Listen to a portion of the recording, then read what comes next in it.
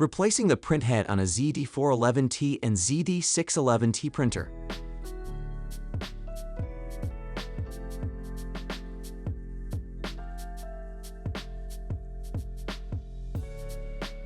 Press the Printhead Release tab inward to disengage the printhead. Gently but firmly disconnect the printhead cables. Connect the printhead cables to the new printhead.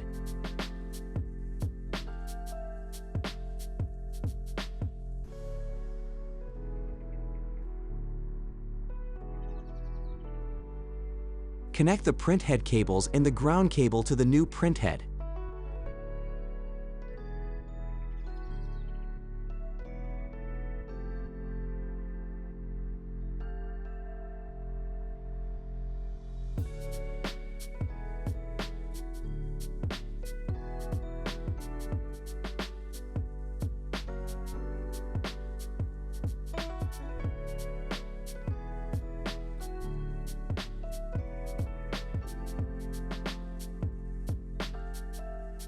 Insert the left side of the printhead into the recessed area.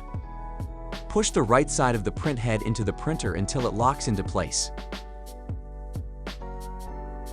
Starting at the center, wipe the printhead towards each outside edge.